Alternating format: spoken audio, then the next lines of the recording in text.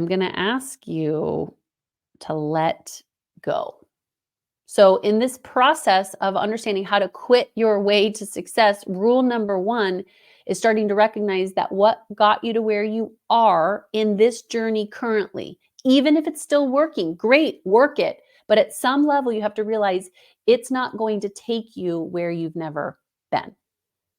We have to understand this rule. And actually, it's a very healthy rule. And it's something that you guys know that I talk about all the time in the Dream I Dare You book is that climbing of Mount Everest. And all of us are on our climb right now to the summit.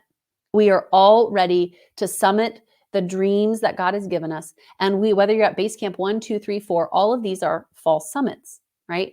And what we know about this principle, but we don't always know about this principle, is that at every base camp, God is saying, hey, I'm going to need that.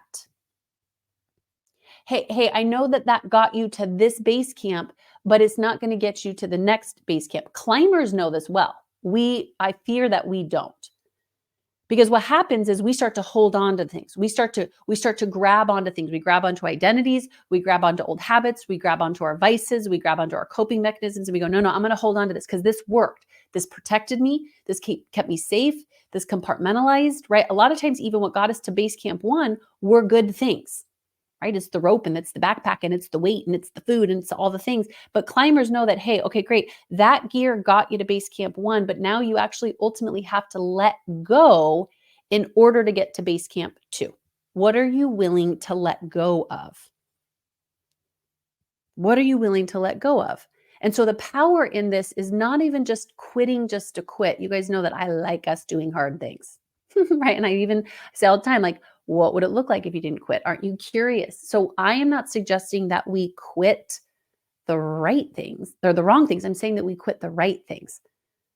Just like I say, pick your hard, I want you to quit the things that ultimately aren't going to get you to where you want to be.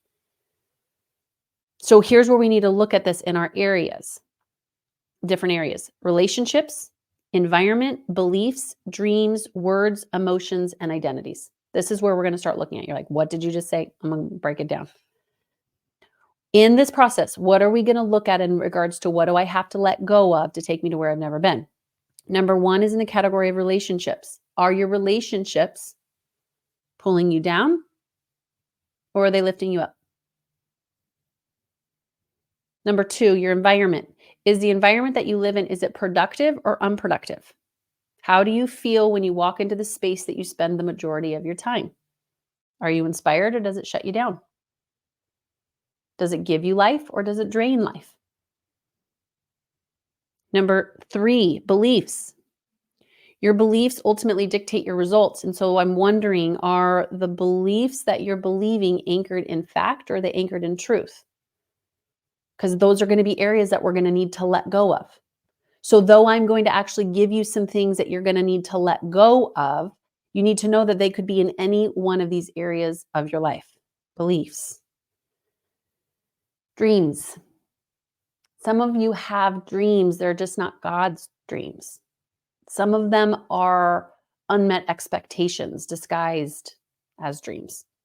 Some of them are actually hurt and ego disguised as something that you want, but is really a motivation that is not healthy.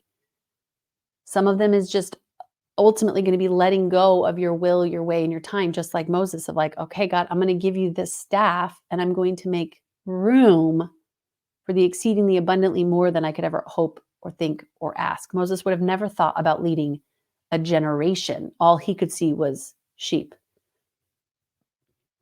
The next thing would be in words. Beyond what you believe, how are the words that you're using? The talk that you're talking. Are your choice of words giving life or sucking life? How about your emotions?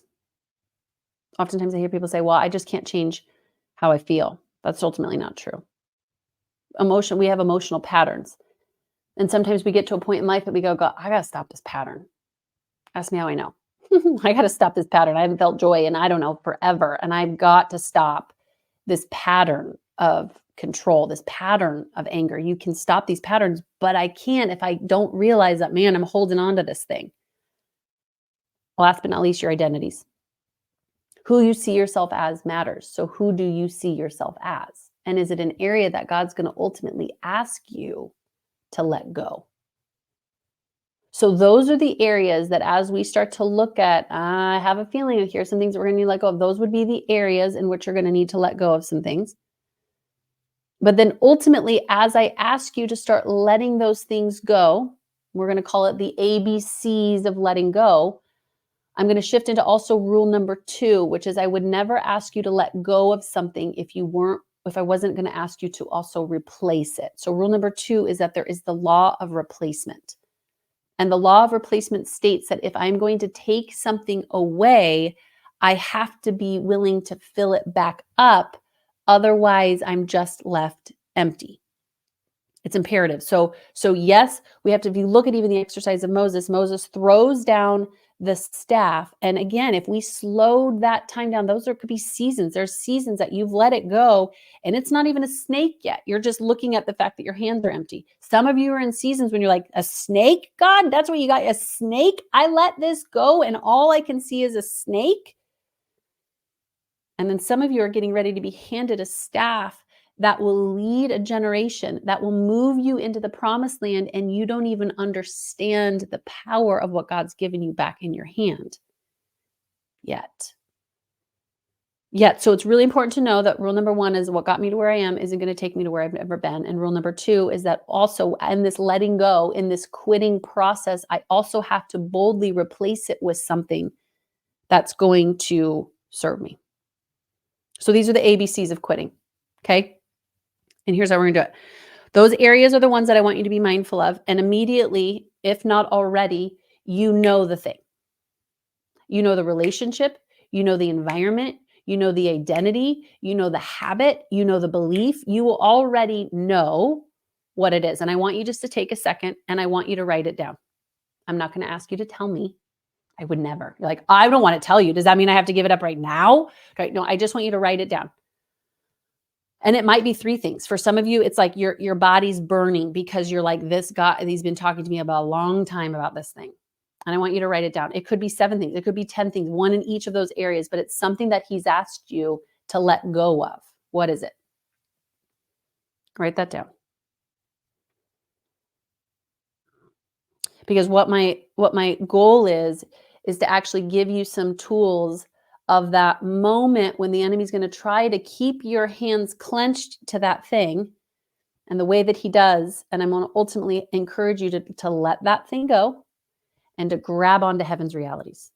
So I'm going to give you the tools to let it go, but then to grab onto something different. But I need you to clearly know what is the thing that I'm being asked to let go of in this season. Again, this might not even be a bad thing. This just might be the thing that can't go with you.